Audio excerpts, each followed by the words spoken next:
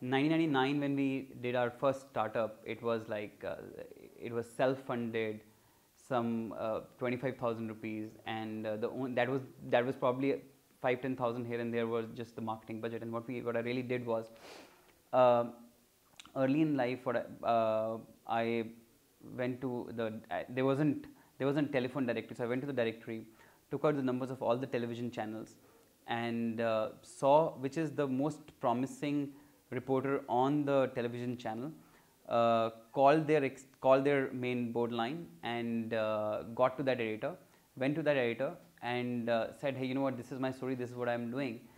After 1 or 2 meetings, I realized that every one of them are hungry for a story.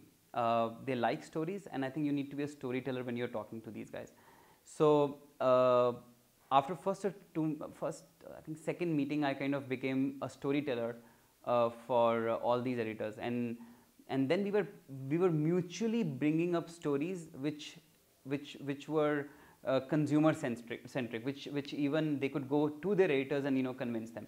So I think net and at that point of time, Kabaddi Bazaar, which was like the first startup we did, got into India Today and NDTVs and Business Todays and Business Worlds, etc. So it got a lot of PR, and I think the only take I can tell you is you'll have to be a storyteller, a story maker, and have to be a little outgoing and taking your own self, reaching out to these editors and talking to them and giving them this whole gyan and story about what you're doing.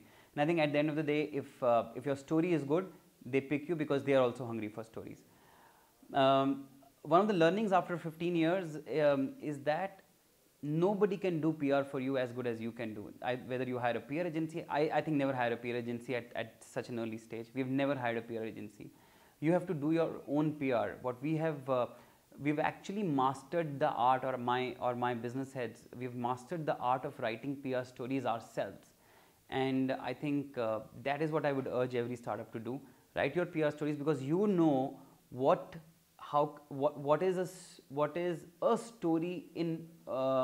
story that you can pick in what you are doing. Make that as an item of a PR item and just send it to editors that you have built relationship with one-on-ones. And I think it has worked very well for us. Coming to the marketing front, I think at this early stage, of course, doing paid search advertising is online, if your product in some way is an online based product, is the first one that comes to my mind. The second one, of course, comes an affiliate marketing that comes to my mind. But I think the most important non-paid activities that I think can be done at a marketing level is your stress on PR and your stress on search engine optimization. I have known a lot of businesses that I have actually built up just on SEO. Last but not the least, getting invitations on events, and I again know a lot of startups and a lot of companies who get invited. Of course, they are strong on what their subject is, but they go on, they get invited in various events, and then they grab a lot of business out of there. So I think PR, events, and a high focus on SEO are your three strong pillars of PR and marketing, in my opinion.